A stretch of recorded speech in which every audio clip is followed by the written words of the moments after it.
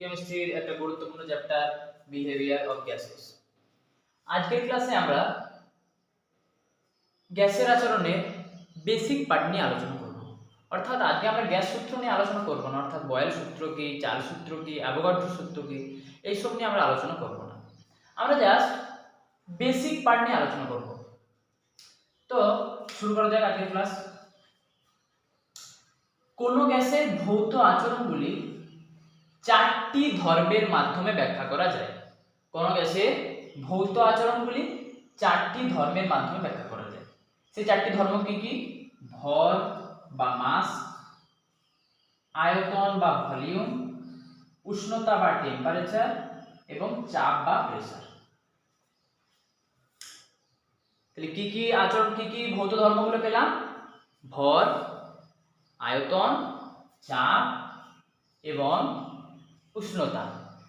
আজকের ক্লাসে আমরা গ্যাসের ভর বলতে কি বুঝি, গ্যাসের আয়তন বলতে কি বুঝি, গ্যাসের উষ্ণতা বলতে কি বুঝি এবং গ্যাসের চাপ বলতে কি বুঝি, এই চারটা ভৌত ধর্ম নিয়ে আমরা আলোচনা করব। তাই পেন খাতা নিয়ে বসো এবং নোট করতে থাকো। আমরা যে গ্যাস সূত্রগুলো পাবো সেটা এই চারটা ধর্মের পারস্পরিক সম্পর্কের ভিত্তিতে গড়ে ওঠে। বিভিন্ন গ্যাস সূত্রগুলি এই চারটি ভৌত ধর্মের পারস্পরিক সম্পর্কের ভিত্তিতে গড়ে ওঠে। পারস্পরিক সম্পর্ক মানে কি? হয়তো কখনো সূত্রে হবে আয়তন, আচ্ছা আয়তন মানে আয়তনে লিখছি, এই আয়তনের সাথে উষ্ণতার সম্পর্ক হবে, তখন কি হবে? অপর দুটো রাশি স্থির থাকবে। কখনো আয়তনের সাথে চাপের সম্পর্ক হবে, তখন আয়তন আর চাপ বাকি দুটো রাশি স্থির থাকবে। তো এগুলো আমরা দেখতে থাকবো। মেন কথা কি, বিভিন্ন গ্যাস সূত্রগুলো এই চারটা ভৌত ধর্মকে নিয়ে তাদের মধ্যে পারস্পরিক সম্পর্কের ভিত্তিতে গড়ে উঠবে। এবার আমরা এই চারটা ভৌত ধর্মকে তো আমাদেরকে ভালো করে বুঝতে হবে। চারটা ভৌত ধর্মের একক কি, এই সমস্ত জিনিস যদি আমরা না জেনে থাকি তাহলে আমরা গ্যাসগুলো পড়বো কিভাবে? গ্যাসগুলো তো আমরা পড়তে পারবো না, প্রবলেম হবে। তাই আমরা প্রথম এই বেসিক পার্টগুলো আমাদেরকে জানতে হবে। গ্যাসের ভর বলতে কি বুঝি, গ্যাসের আয়তন বলতে কি বুঝি, গ্যাসের চাপ বলতে কি বুঝি, গ্যাসের উষ্ণতা বলতে কি বুঝি। আমরা কম বেশি এই চারটা ধর্ম নিয়ে সবাই জানি, তাও একটু ডিটেলসে ভালো করে জানা যাক। প্রথমে আসছি গ্যাসের ভর বা গ্যাসের মাস। গ্যাসকে কি আমরা সাধারণভাবে তুলা যন্ত্রে কি আমরা মাপতে পারবো? গ্যাসকে রাখলাম দিয়ে ওজন করতে কি পারবো? সেটা তো সম্ভব নয়। গ্যাসের মাপ আমরা কি করে নেবো? গ্যাসের ভর আমরা কি করে নেবো? গ্যাসের কি ভর আমরা নিতে পারবো না? তাহলে নিতে পারবো। কিভাবে নেবো? এইটা একটা পাত্র, ঠিক আছে? এটা একটা পাত্র। এই পাত্রের মধ্যে গ্যাস আছে, ঠিক আছে? তাহলে এর মধ্যে গ্যাস আছে, পাত্রের নিজস্ব একটা ওজন আছে। তাহলে গ্যাস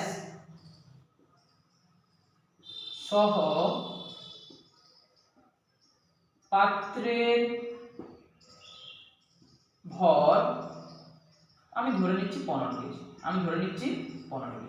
গ্যাস সহ পাত্রের ভর আমি ধরে নিচ্ছি 15 কেজি। ছবি ঠিকঠাক আছে? আওয়াজ ঠিকঠাক? ঠিক আছে। তাহলে গ্যাস সহ পাত্রের ভর কত? 15 কেজি। গ্যাস সহ পাত্রের ভর 15 কেজি। গ্যাসের ভরটা আমরা কি করে পাবো?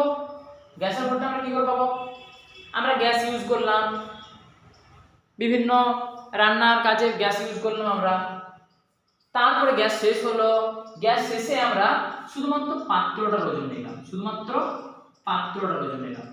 পাত্রের ওজন করলাম, গ্যাস শেষ, তখন পাত্রের ওজন করলাম, পাত্রের ওজন করে দেখলাম পাত্রের ওজন আছে 8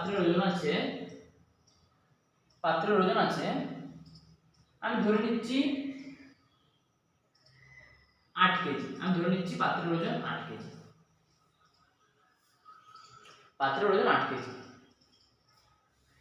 গ্যাস ছিল, পাত্র ছিল, মোট ওজন 15 কেজি। তার মধ্যে শুধু পাত্র আছে, সেটা হচ্ছে 8 কেজি। তাহলে গ্যাসের ওজন কত হবে? 7 কেজি হবে।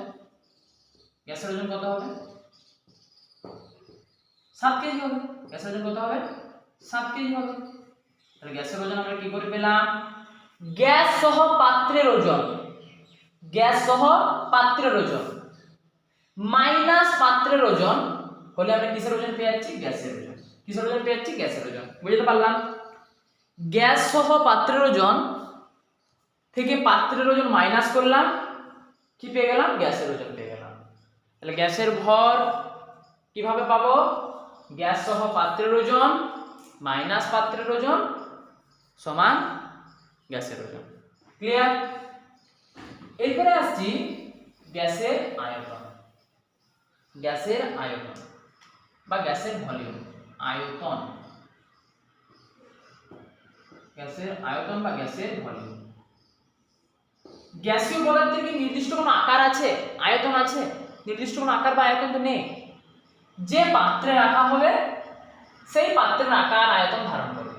তাহলে গ্যাসীয় পদার্থের নির্দিষ্ট কোনো আকার বা আয়তন থাকে না, পাত্রের আকার আয়তনটাই গ্যাসের আয়তন হয়।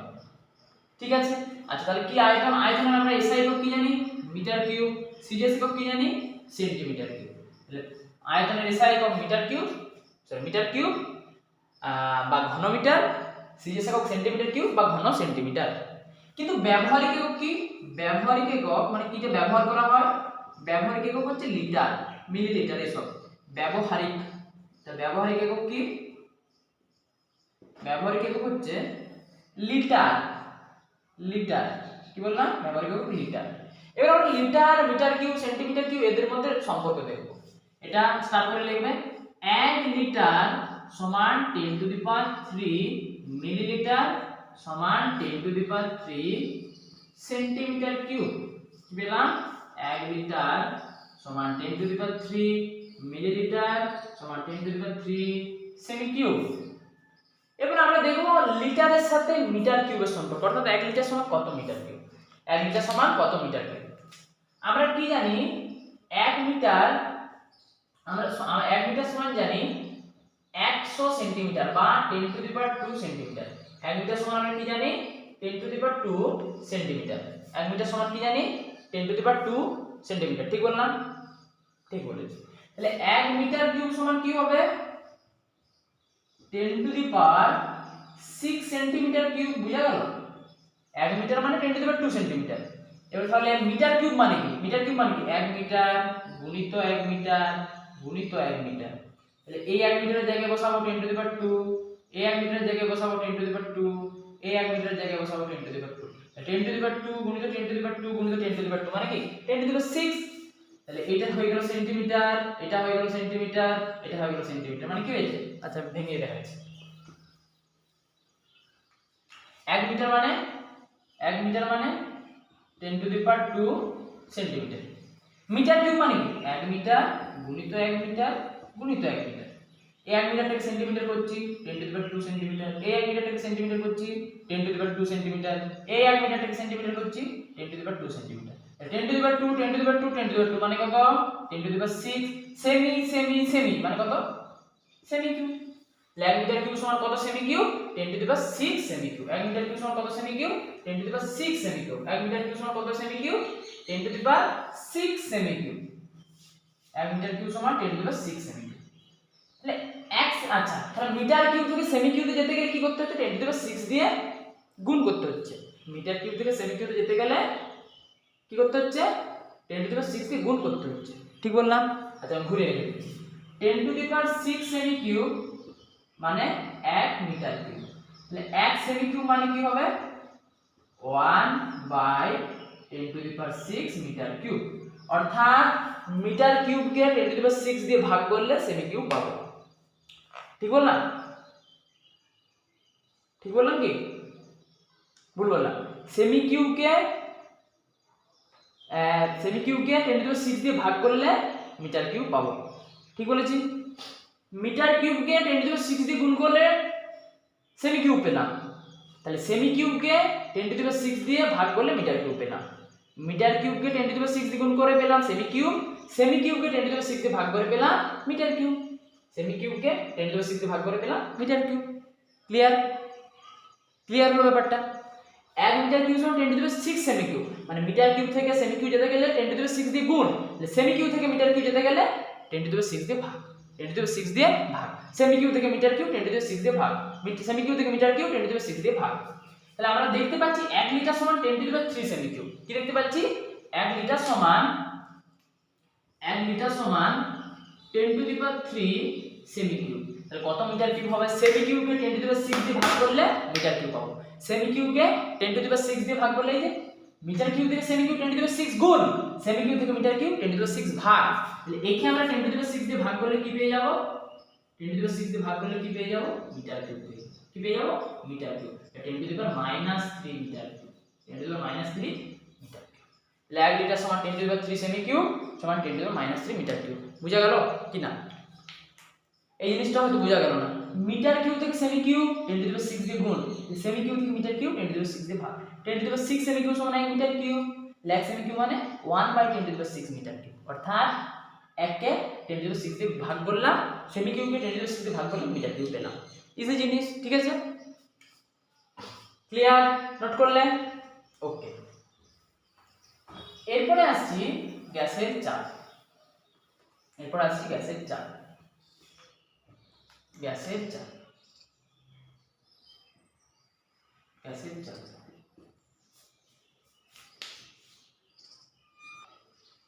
গ্যাসের চাপ কাকে বলে? কোন নির্দিষ্ট উষ্ণতায় আবদ্ধ পাত্রে অবস্থিত গ্যাস ওই পাত্রের ভেতরের দেওয়ালে একক ক্ষেত্রফল যুক্ত তলের উপর লম্বভাবে যে বল প্রয়োগ করে তাকে ওই গ্যাসের চাপ বলা হয়। অর্থাৎ গ্যাসের চাপ P সমান বল ভাজিত ক্ষেত্রফল। বলটা কিরকম প্রযুক্ত হবে? লম্বভাবে, অর্থাৎ পারপেন্ডিকুলার। তাহলে গ্যাসের চাপ P সমান কি? গ্যাসের চাপ P সমান বল ভাজিত ক্ষেত্রফল। গ্যাসের চাপ P সমান বল ভাজিত ক্ষেত্রফল। তাহলে এবার দেখি চাপের SI একক, CGS একক, মাত্রা এসব নির্ণয় করার চেষ্টা করি।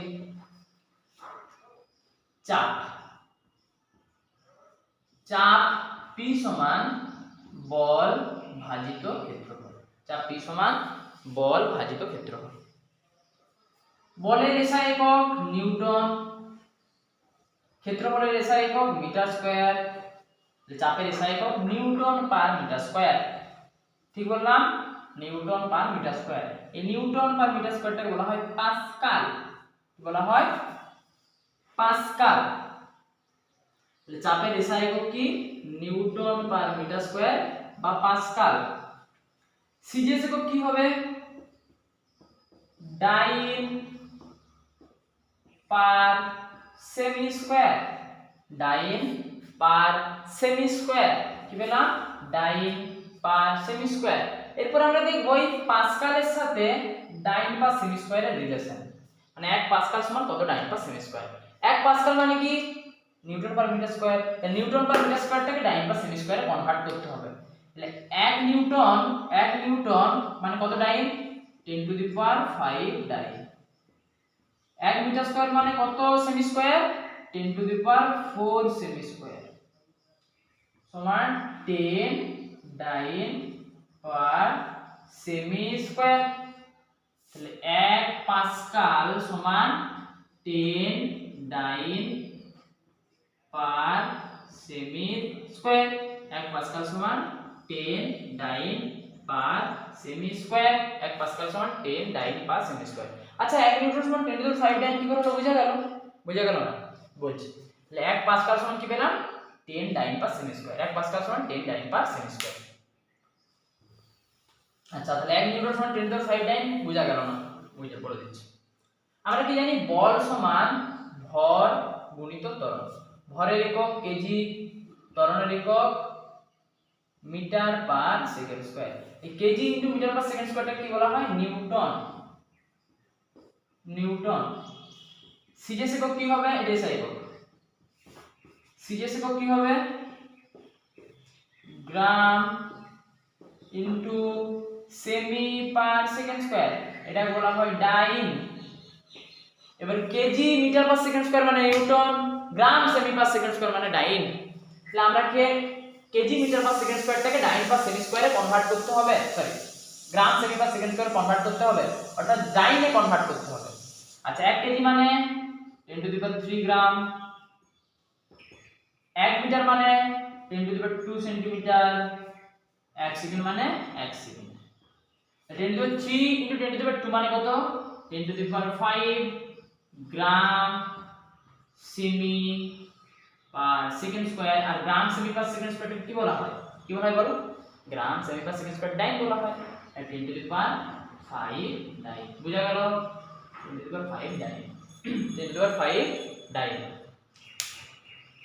তাহলে আমরা চাপের এসআই একক পেলাম নিউটন পার মিটার স্কয়ার বা পাস্কাল, 1 পাস্কাল সমান পেলাম 10 ডাইন পার সেকেন্ড স্কয়ার, কি পেলাম 1 পাস্কাল সমান 10 ডাইন পার সেমি স্কয়ার।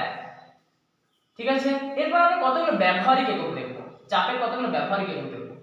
প্রথম ব্যবহারিক একক হচ্ছে এটিএম, অ্যাটমসফেরিক প্রেসার, বায়ুমণ্ডলীয় চাপ। 1 বায়ুমণ্ডলীয় চাপ সমান 76 সেমি এইচজি, 76 সেমি এইচজি সমান 760 মিলিমিটার এইচজি, 760 মিলিমিটার এইচজি সমান 1.01325 into 10 to the power 5 Pascal. Clear, 10 to the 5 Pascal. Second ব্যবহারিক একক 1 বার, সেকেন্ড ব্যবহারিক একক 1 বার অর্থাৎ বার, 1 বার সমান 10 to the power 5 পাস্কাল, 1 বার সমান 10 to the power 5 পাস্কাল। তাহলে 1 এটিএম সমান যদি 1.01325 into 10 to the power 5 Pascal হয়, তাহলে 1 এটিএম সমান কত বার হবে, 1.01325 বার, 325 বার। তাহলে সেকেন্ড ব্যবহারিক একক বার। থার্ড ব্যবহারিক একক টর, 1 টর সমান 1 মিলিমিটার এইচজি, 1 মিলিমিটার এইচজি। তাহলে 1 এটিএম সমান 760 মিলিমিটার এইচজি, মানে 1 এটিএম সমান কত টর হবে, 1 টর সমান 1 মিলিমিটার এইচজি, তাহলে 1 এটিএম সমান 760 মিলিমিটার এইচজি, মানে 760 টর। বুঝা গেল, 760 টর। 1 মিলিমিটার এইচজি মানে 1 টর, 1 মিলিমিটার এইচজি মানে 1 টর, তাহলে 760 মিলিমিটার এইচজি মানে 760 টর। 1 মিলিমিটার এইচজি মানে 1 টর, তাহলে 760 মিলিমিটার এইচজি মানে 760 টর। আর 760 মিলিমিটার এইচজি কে কি বলা হয়, 1 এটিএম, তাহলে 1 এটিএম সমান 760 টর। ক্লিয়ার, 760 টর। এরপর একটা কোশ্চেন আছে, বায়ুমণ্ডলীয় চাপ 740 মিলিমিটার এইচজি, এইটাকে কনভার্ট করতে হবে টর এককে, কনভার্ট করতে হবে টর এককে, তারপর কনভার্ট করতে হবে এটিএম এককে, তারপর কনভার্ট করতে হবে বার এককে, তারপর কনভার্ট করতে হবে বার এককে। এই তিনটা করো।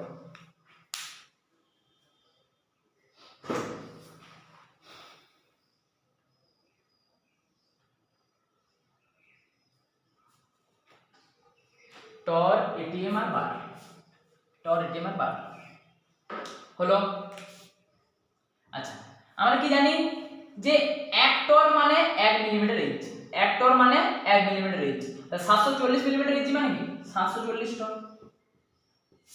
ঠিক, তারপর আমরা কি জানি 760 মিলিমিটার এইচজি মানে 1 এটিএম, মানে 1 এটিএম, তাহলে 740 মিলিমিটার এইচজি মানে কি হবে, কি হবে 740 by 760 ATM, 740 by 760, 740 by 760 ATM.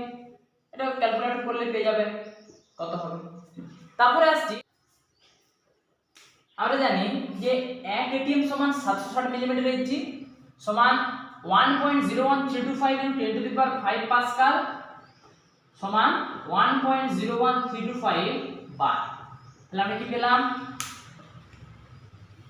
760 millimetre Hg সমান 1.01325 বার। কি পেলাম, 760 মিলিমিটার এইচজি মানে 1.01325 বার, তাই তো। তাহলে একে কত পাবো, 1.01325 বাই 760 বার।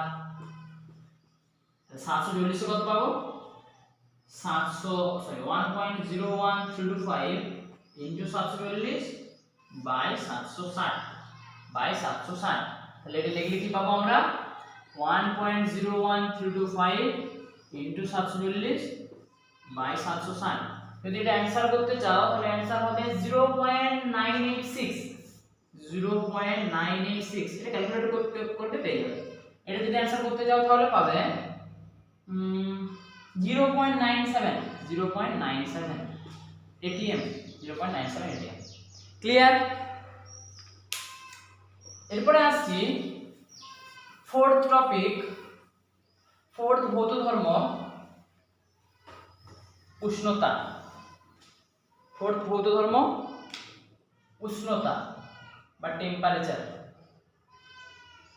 উষ্ণতা বা টেম্পারেচার, উষ্ণতা বা টেম্পারেচার। আমরা কি জানি উষ্ণতা পরিমাপ করা হয় থার্মোমিটার যন্ত্রের সাহায্যে। আচ্ছা, গ্যাসের চাপ মাপা হয় ম্যানোমিটার যন্ত্রের সাহায্যে। এটা নোট করবেন, গ্যাসের চাপ মাপা হয় ম্যানোমিটার যন্ত্রের সাহায্যে। ম্যানোমিটার, গ্যাসের চাপ মাপা হয় ম্যানোমিটার। গ্যাসের উষ্ণতা মাপা হয় থার্মোমিটার যন্ত্রের সাহায্যে। কোন যন্ত্রের সাহায্যে? থার্মোমিটার যন্ত্রের সাহায্যে। গ্যাসের উষ্ণতা মাপা হয় থার্মোমিটার যন্ত্রের সাহায্যে। উষ্ণতা মাপার স্কেল কি? Degree centigrade, Fahrenheit, kelvin. Degree centigrade, Fahrenheit এবং কেলভিন। ডিগ্রি সেন্টিগ্রেড, ফারেনহাইট এবং কেলভিন। সেন্টিগ্রেড, ফারেনহাইট আর কেলভিনের মধ্যে সম্পর্ক কি? C/5 সমান F-32/9 সমান K-273/5। কি পেলাম? C/5 সমান F-32/9 সমান K-273/5। যদি বলে সেন্টিগ্রেডের সাথে ফারেনহাইটের রিলেশন, তখন এটা দাবা, তখন এর মধ্যে সম্পর্ক। ঠিক আছে? আচ্ছা, সেন্টিগ্রেড আর কেলভিন স্কেলের সম্পর্কটা দেখি। C/5 সমান K-273/5, 5 কেটে যাবে, তাহলে কি পাবো? C সমান K-273 বা K সমান C প্লাস 273। তাহলে কি পেলাম? কেলভিন পেতে গেলে সেন্টিগ্রেড স্কেলকে 273 দিয়ে যোগ, এবং সেন্টিগ্রেড পেতে গেলে কেলভিন স্কেলকে 273 দিয়ে মাইনাস। কেলভিন পেতে গেলে সেন্টিগ্রেড স্কেলকে 273 দিয়ে যোগ, এবং সেন্টিগ্রেড পেতে গেলে কেলভিনকে 273 দিয়ে বিয়োগ। ঠিক আছে? তাহলে আমরা কি পেলাম? C সমান C/5 সমান C/5 সমান F-32/9 সমান K-273/5। আবার কি পেলাম? K সমান C প্লাস 273। K সমান C প্লাস 273। অর্থাৎ কেলভিন স্কেল প্রকাশ করতে গেলে কি করতে হবে? C কে 273 দিয়ে যোগ করতে হবে, অর্থাৎ সেন্টিগ্রেড স্কেলকে 273 দিয়ে যোগ করতে হবে। প্রথম কোশ্চেন, 20 ডিগ্রি সেন্টিগ্রেড মানে কত কেলভিন? 20 ডিগ্রি সেন্টিগ্রেড মানে কত কেলভিন? তাহলে এখানে C এর কত বসাবো? 20। তাহলে কত পেয়ে যাব? 20 প্লাস 273 সমান কত হয়ে যাবে? 293 kelvin. Second question, 30 degree centigrade সমান কত কেলভিন? সমান কত কেলভিন? কি করব? 30 প্লাস 273 সমান 303 কেলভিন, সমান 303 কেলভিন, সমান 303 কেলভিন। যদি বলা হয় C এর মান -273, তখন K কত হবে? তখন K হবে -273 প্লাস 273 মানে 0। অর্থাৎ কেলভিন স্কেলে 0 পাচ্ছি কখন? সেন্টিগ্রেড স্কেলের -273 ডিগ্রি সেন্টিগ্রেড উষ্ণতায়। কেলভিন স্কেলে মান 0 পাচ্ছি সেন্টিগ্রেড স্কেলের মান যখন -273, অর্থাৎ -273 ডিগ্রি সেন্টিগ্রেড উষ্ণতায় কেলভিন স্কেলের মান কত হচ্ছে? কেলভিন স্কেলের মান 0 হচ্ছে। কেলভিন স্কেলের মান 0 হচ্ছে। এই -273 ডিগ্রি সেন্টিগ্রেড উষ্ণতাটাই হচ্ছে সর্বনিম্ন উষ্ণতা। এই -273 ডিগ্রি সেন্টিগ্রেড উষ্ণতাটাই সর্বনিম্ন উষ্ণতা, সর্বনিম্ন উষ্ণতা। এর থেকে কম উষ্ণতা পাওয়া সম্ভব নয়, অর্থাৎ -274, -275 এরকম উষ্ণতা পাবো না। -273 সব থেকে কম উষ্ণতা, এর থেকে কম উষ্ণতা পাওয়া যায় না। তাহলে কি দেখলাম? সেন্টিগ্রেড স্কেলে যখন -273 ডিগ্রি, তখন কেলভিন স্কেলে 0 হচ্ছে। আচ্ছা, সিটা যদি সাপোজ -274 হতো, সিটা যদি -274 হতো তাহলে কি হতো, কেলভিনটা কত হয়ে যেত -1। কিন্তু আমরা কি বললাম যে -274 -275 ডিগ্রি সেন্টিগ্রেড হয় না, সেন্টিগ্রেড স্কেলে -274 275 হয় না, -273 তেই লাস্ট, এটাই সর্বনিম্ন উষ্ণতা। তাহলে যেহেতু সেন্টিগ্রেড স্কেলে -274 পাচ্ছি না, তাহলে কেলভিনের মানও নেগেটিভ পাবো না। -274 হলে তো নেগেটিভ হবে, কিন্তু -274 হবে না, -273 থেকে কম উষ্ণতা পাই না। তাহলে -273 থেকে যদি কম না পায় তাহলে কেলভিন স্কেলের মানও ঋণাত্মক হবে না। ঠিক বললাম, এর মান -273 থেকে কম হবে না, আর এর মান যদি -273 থেকে কম না হয় তাহলে কেলভিন স্কেলেরও মান ঋণাত্মক হবে না, কেলভিন স্কেলেরও মান ঋণাত্মক হবে না। অর্থাৎ -273 ডিগ্রি সেন্টিগ্রেড উষ্ণতায় কেলভিন স্কেলের মান কত, 0 ডিগ্রি, 0 কেলভিন। এই -273 ডিগ্রি সেন্টিগ্রেড উষ্ণতাতে সমস্ত গ্যাসের আয়তন শূন্য হয়ে যায়। এই -273 ডিগ্রি সেন্টিগ্রেড উষ্ণতাটাকে বলা হয় পরম শূন্য উষ্ণতা। কি বলা হয়, পরম শূন্য উষ্ণতা। তাহলে পরম শূন্য উষ্ণতার মান কত, -273 ডিগ্রি সেন্টিগ্রেড উষ্ণতা। -273 ডিগ্রি সেন্টিগ্রেড উষ্ণতায় সমস্ত গ্যাসের আয়তন শূন্য হয়ে যায়, তাই -273 ডিগ্রি সেন্টিগ্রেড উষ্ণতাকে কি বলা হয়, পরম শূন্য উষ্ণতা। যদি বলা হয় পরম শূন্য উষ্ণতার মান কেলভিন স্কেলে কত, কেলভিন স্কেলে কত বলো, কত হবে, পরম শূন্য উষ্ণতা মানে কি, পরম শূন্য উষ্ণতা মানে -273, -273 কেলভিন স্কেলে কত হবে, কেলভিন স্কেলে কত হবে, -273 +273 মানে 0 কেলভিন। তাহলে কেলভিন স্কেলে বা পরম শূন্য উষ্ণতার মান কেলভিন স্কেলে কত, 0। আরে বাবা, -273 যখন, তখন তো কেলভিনে 0 না, তখন তো কেলভিনে 0, তাহলে পরম শূন্য উষ্ণতার মান কেলভিন স্কেলে কত, 0। আচ্ছা, সেন্টিগ্রেড স্কেলে আমরা এক ঘর বৃদ্ধি করি, -273 ছিল, এক ঘর আরো বৃদ্ধি করি, তাহলে কত হবে, বৃদ্ধি করলে কত হবে, -272, কত হবে, -272 +273 কত হবে, প্লাস, আরো এক ঘর বৃদ্ধি করি সেন্টিগ্রেড স্কেলে, -271 +273 কত হবে, প্লাস হবে। অর্থাৎ আমরা কি দেখতে পাচ্ছি, -273 ডিগ্রি সেন্টিগ্রেড উষ্ণতায় কেলভিন স্কেলের মান 0 হয়, এবং সেন্টিগ্রেড স্কেলের 1 ডিগ্রি বৃদ্ধি করলে কেলভিন স্কেলেরও 1 ডিগ্রি বৃদ্ধি হচ্ছে। বুঝা গেল না ঠিকঠাক, -273 যখন, তখন কেলভিন স্কেলের মান 0, এক ঘর সেন্টিগ্রেড স্কেলে বৃদ্ধি করলাম, বৃদ্ধি করে কত করলাম, -272, কত বৃদ্ধি করলাম, এক ঘর, তাহলে এক ঘর বৃদ্ধি করলে কত হচ্ছে, -272। যখন -273 ছিল তখন কেলভিনে কত ছিল, 0। যখন -273 সেন্টিগ্রেড স্কেলে ছিল তখন কেলভিনে 0, এর এক ঘর বৃদ্ধি করলাম হলো -272, কেলভিন স্কেলে তখন হয়ে গেল কত, 0 থেকে 1, অর্থাৎ এক ঘর বৃদ্ধি হলো। আরো এর এক ঘর বৃদ্ধি করলাম, -271 করলাম, এরও এক ঘর বৃদ্ধি হলো, +2 হয়ে গেল। অর্থাৎ সেন্টিগ্রেড স্কেলের 1 ডিগ্রি বৃদ্ধির সাথে সাথে কেলভিন স্কেলেরও 1 ডিগ্রি করে বৃদ্ধি হতে থাকে, কেলভিন স্কেলেরও 1 ডিগ্রি করে বৃদ্ধি হতে থাকে। তাহলে সেন্টিগ্রেড থেকে কেলভিন যেতে গেলে কি করতে হচ্ছে, 273 দিয়ে যোগ করতে হচ্ছে। আচ্ছা, একটা কেলভিন দিয়ে দেখি কত হয়, আমরা কি পেলাম, K সমান C প্লাস 273। যদি বলে দেয় যে মাইনাস, যদি বলে দেয় 253 কেলভিন সমান কত ডিগ্রি সেন্টিগ্রেড, কি করবে, 253 কেলভিন সমান কত ডিগ্রি সেন্টিগ্রেড, কি করব,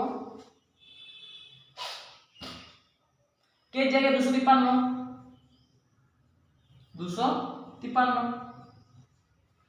C এর জায়গায় C প্লাস 273, C সমান কি হবে, 273 মাইনাস 253 সমান কত হবে, 20 ডিগ্রি, 20 ডিগ্রি সেন্টিগ্রেড, কত হবে, 20 ডিগ্রি সেন্টিগ্রেড। ক্লিয়ার? তাহলে পরম শূন্য উষ্ণতায় কি পেলাম, যে উষ্ণতায় সমস্ত গ্যাসের আয়তন শূন্য হয়ে যায় সেই উষ্ণতাকে বলা হয় পরম শূন্য উষ্ণতা। আচ্ছা, পরম শূন্য উষ্ণতার মান কত, -273 ডিগ্রি সেন্টিগ্রেড উষ্ণতা, এটা কেলভিন স্কেলে কত, 0 কেলভিন। আচ্ছা, ফারেনহাইট স্কেলে কত হবে সেটা তো আমরা দেখলাম না, ফারেনহাইট স্কেলে পরম শূন্য উষ্ণতার মান কত সেটা একবার দেখি। পরম শূন্য মানে কত, -273 ডিগ্রি সেন্টিগ্রেড। পরম স্কেল মানে, সরি, ফারেনহাইট স্কেল মানে কি, আমরা সম্পর্ক কি জানি, C/5 সমান F - 32/9। আমরা কি F টা বের করতে হবে, C এর মান কত, -273/5 সমান F - 32/9। তাহলে 5 গুণিত F মানে 5F, -32 মানে 160, 9 গুণিত -273 মানে -2457। এরপর কি পাবো, 5F সমান -2457 457 প্লাস 160, 5f সমান মাইনাস 2057 মাইনাস 2257, f সমান কত হবে মাইনাস 2257 ভাজিত 5, 5 4 20, 2 5 মাইনাস 459.4 ডিগ্রি ফারেনহাইট। তাহলে ফারেনহাইট স্কেলে মান কত হলো মাইনাস 459.4 ডিগ্রি ফারেনহাইট। নেক্সট আসছি 200 ডিগ্রি সেন্টিগ্রেড আর 473 কেলভিন এর মধ্যে সম্পর্ক কি? মানে 200 ডিগ্রি সেন্টিগ্রেড 473 কেলভিনের মধ্যে কে বড় না কে ছোট বা এর মধ্যে সম্পর্কটা কি? তাহলে আমরা একটা রাশিতে কনভার্ট করতে হবে, হয় সেন্টিগ্রেডকে কেলভিন কিংবা কেলভিনকে সেন্টিগ্রেড। আমরা সেন্টিগ্রেড থেকে কেলভিন করছি, সেন্টিগ্রেড থেকে কেলভিন করতে গেলে কি করতে হয় 273 যোগ, তাহলে 200 যুক্ত 273 মান কত হবে 473 কেলভিন। তাহলে 200 ডিগ্রি সেন্টিগ্রেড মানে 473 কেলভিন, তাহলে 200 ডিগ্রি সেন্টিগ্রেড আর 473 কেলভিন মানে কি 200 ডিগ্রি সেন্টিগ্রেড সমান 473 কেলভিন সমান হয়ে যাচ্ছে। ঠিক আছে, নেক্সট কোশ্চেন 30 ডিগ্রি সেন্টিগ্রেড আর 300 কেলভিনের মধ্যে কে বড়? একটা রাশিতে কনভার্ট করতে হবে। 30 ডিগ্রি সেন্টিগ্রেড মানে কি হবে 30 প্লাস 273 সমান কত হবে 303 কেলভিন। 30 ডিগ্রি সেন্টিগ্রেড মানে 303 কেলভিন, তাহলে কে বড় 30 ডিগ্রি সেন্টিগ্রেড বড়। ক্লিয়ার?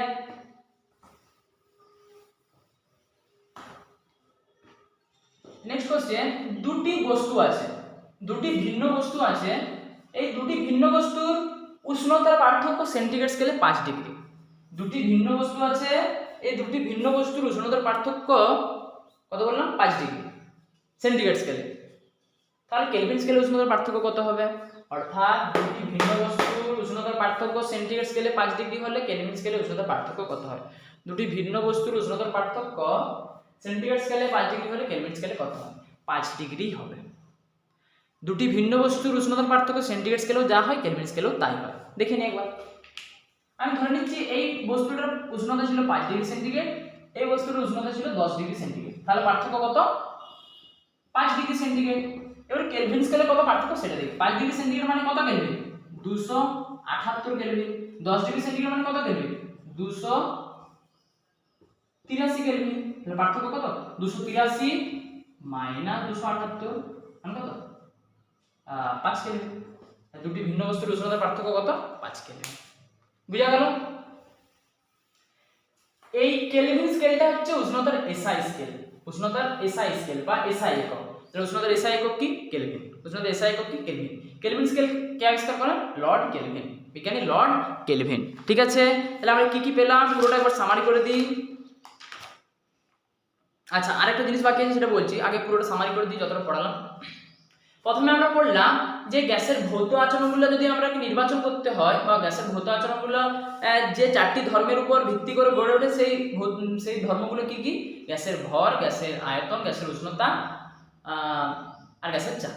ঠিক, গ্যাসের ভর আমরা পেলাম যে গ্যাস সহ পাত্রের ওজন থেকে পাত্রের ওজন বাদ দিলে আমরা গ্যাসের ওজন পেয়ে যাচ্ছি। গ্যাসের আয়তন পেলাম যে গ্যাসের কোনো নির্দিষ্ট আকার বা আয়তন হয় না, পাত্রের আকারটাই গ্যাসের আয়তন হয় এবং পাত্রের আয়তনটাই গ্যাসের আয়তন হয়। আমরা কি কি পেলাম? আয়তন সেমি কিউব বা লিটার কিউব, সেমি কিউব বা মিটার কিউব। 1 লিটার সমান পেলাম 10⁻³ সেমি কিউব বা 10⁻³ ml এবং 1 লিটার সমান পেলাম 10⁻³ মিটার কিউব। গ্যাসের চাপ P সমান কি পেলাম? বল ভাজিত ক্ষেত্রফল। চাপের এসআই একক পেলাম নিউটন পার মিটার স্কয়ার বা পাস্কাল। চাপের সিরিজ একক পেলাম ডাইন পার সেমি স্কয়ার। 1 পাস্কাল সমান পেলাম 10 ডাইন পার সেমি স্কয়ার। 1 এটিএম সমান পেলাম 76 সেমি ইঞ্চি বা 760 মিলিমিটার ইঞ্চি বা 1.01325 × 10⁵ পাস্কাল বা 1.01325 বার বা 760 টর। 1 টর সমান কত পেলাম? 1 মিলিমিটার ইঞ্চি। 1 বার সমান পেলাম 10⁵ পাস্কাল। সব বুঝা যাচ্ছে? সব মনে আসছে? ঠিক আছে, এবার নেক্সট আচ্ছা উষ্ণতা পেলাম যে centigrade scale, Fahrenheit scale, kelvin scale. C/5 সমান m-32/9 সমান K-273/5। C এর সাথে কেলভিনের কি সম্পর্ক? C সমান K-273 দিয়ে পেলাম। C এর মান যখন -273 তখন কেলভিনে 0, আর এই -273 এর সর্বনিম্ন উষ্ণতা, এর থেকে কম উষ্ণতা পাওয়া যায় না। এই উষ্ণতায় সমস্ত গ্যাসের আয়তন শূন্য হয়ে যায়, তাই -273 ডিগ্রি সেন্টিগ্রেড উষ্ণতা বলে পরম শূন্য উষ্ণতা। সেন্টিগ্রেড স্কেলের 1 ডিগ্রি বৃদ্ধি করার সাথে সাথে কেলভিন স্কেলের 1 ডিগ্রি বৃদ্ধি হয়। কেলভিন স্কেল আবিষ্কার করেন লর্ড কেলভিন। -273 ডিগ্রি সেন্টিগ্রেড উষ্ণতা থেকে পরম শূন্য উষ্ণতা, যার মান কেলভিন স্কেলে 0 কেলভিন, যার মান ফারেনহাইট স্কেলে -459.4 ডিগ্রি ফারেনহাইট। অর্থাৎ যদি বলা হয় পরম শূন্য উষ্ণতার মান ফারেনহাইট স্কেলে কত, -459.4 ডিগ্রি ফারেনহাইট। ঠিক আছে। আর কি কি দুটি ভিন্ন বস্তুর উষ্ণতার পার্থক্য, দুটি ভিন্ন বস্তুর উষ্ণতার পার্থক্য সেন্টিগ্রেড স্কেলে যা হয় কেলভিন স্কেলেও তাই হয়। অর্থাৎ দুটি ভিন্ন বস্তুর উষ্ণতার পার্থক্যের সাংখ্যমান সেন্টিগ্রেড এবং কেলভিন স্কেলে এক হয়। ক্লিয়ার? লাস্ট টপিক, আচ্ছা মোলটা নিয়ে আমি কিছু ডিসকাস করছি না, মোলটা তোমরা মোল কনসেপ্ট ক্লাস 9 সার্চ করবে, পুরোটা পেয়ে যাবে। লাস্ট টপিক, দুটো কন্ডিশন আছে, যে দুটো কন্ডিশন তোমরা মনে রাখতে হবে। একটা হচ্ছে এসটিপি কন্ডিশন। এসটিপি কন্ডিশন মানে কি, standard temperature and pressure, standard temperature and pressure মানে প্রমাণ চাপ, প্রমাণ উষ্ণতা এবং চাপ। প্রমাণ উষ্ণতা এবং চাপ কত? প্রমাণ উষ্ণতা ধরা হয় 0 ডিগ্রি সেন্টিগ্রেড, কত কেলভিন, তাহলে কত কেলভিন, 273 যোগ মানে 273 কেলভিন। প্রমাণ চাপ কত, 1 atm, প্রমাণ চাপ কত, 1 atm। এগুলো সব হচ্ছে 1 মোল গ্যাসের ক্ষেত্রে। তখন আয়তন ধরা হয়, অর্থাৎ এসটিপি কন্ডিশনে আয়তন হয় যখন 1 mole gas 0 degree centigrade temperature 1 atm pressure, তখন আয়তন হয় 22.4 লিটার। তাহলে এসটিপি তে 1 মোল গ্যাসের আয়তন কত, 22.4 লিটার। এসটিপি তে 1 মোল গ্যাসের আয়তন কত, 22.4 লিটার। এসটিপি তে 1 মোল গ্যাসের আয়তন কত, 22.4 লিটার। এসটিপি মানে কি, 0 ডিগ্রি সেন্টিগ্রেড বা 273 kelvin 1 atm pressure, 0 degree centigrade বা 273 কেলভিন টেম্পারেচার 1 atm প্রেসার, তখন আয়তন কত, 22.4 লিটার। এই এসটিপি তে 1 মোল গ্যাসের আয়তনকে বলা হয় মোলার আয়তন। কি বলা হয়, মোলার আয়তন। এসটিপি তে মোলার আয়তন কত, 22.4 লিটার। আচ্ছা মোলার আয়তন মানে কি, এতটা বোঝা গেল, এটা আমি একবার লিখছি। মোলার আয়তন কথাটার মানে আমরা কি পেলাম, এসটিপি তে কি পেলাম, n সমান 1, t সমান 0 ডিগ্রি সেন্টিগ্রেড বা 273 কেলভিন টেম্পারেচার, p সমান পেলাম 1 atm প্রেসার, তখন v সমান পেলাম 22.4 লিটার। তাহলে এসটিপি তে 1 মোল গ্যাসের আয়তন কত, 22.4 লিটার। এই 1 মোল গ্যাসের আয়তনকে ধরা হয় মোলার আয়তন। 1 মোল গ্যাসের আয়তনকে ধরা হয় মোলার আয়তন। তাহলে মোলার আয়তন মানে কি, মোলার আয়তন, যেটাকে ডিনোট করা হয় ভি মাথায় এরকম বার, ভি বার সমান 1 মোল গ্যাসের আয়তন, অর্থাৎ ভি বাই এন, যেখানে এনটা কত, এখানে এনটা হচ্ছে 1 মোল গ্যাসের আয়তন। তাহলে মোলার আয়তন কি হবে, ভি বাই এন। তাহলে এসটিপি তে মোলার আয়তন কত, এসটিপি তে মোলার আয়তন, এসটিপি তে মোলার আয়তন মানে বুঝে যেতে হবে যে 1 মোল গ্যাসের আয়তন, 1 মোল গ্যাসের আয়তন কত, 22.4 লিটার। তাহলে এসটিপি তে কোন গ্যাসের মোলার আয়তন কত, 22.4 লিটার। তাহলে মোলার আয়তন কি বুঝবো, 1 মোল গ্যাসের আয়তনকে আমরা মোলার আয়তন বুঝি। 1 মোল কোন গ্যাসের আয়তনকে আমরা কি বুঝি, মোলার আয়তন। আচ্ছা মোলার আয়তন একক কি হবে, উপরে আয়তনের একক, নিচে মোলের একক, মানে কি হবে বলো, লিটার পার মোল, লিটার পার মোল। ঠিক আছে, লিটার পার মোল। তাহলে এসটিপি তে কোন গ্যাসের মোলার আয়তন কত, 22.4 লিটার। এসটিপি মানে কি, 0 ডিগ্রি সেন্টিগ্রেড বা 273 কেলভিন টেম্পারেচার এবং প্রেসার হচ্ছে 1 atm। আরেকটা কন্ডিশন আছে এনটিপি। কি কন্ডিশন, এনটিপি। এনটিপি মানে কি, normal temperature and pressure. Normal temperature and pressure, প্রেসারটাকে ধরা হয় 1 atm, আর টেম্পারেচারটাকে 20 ডিগ্রি সেন্টিগ্রেড ধরা হয়, বা কত কেলভিন হবে, 293 কেলভিন। এই ছিল এনটিপি।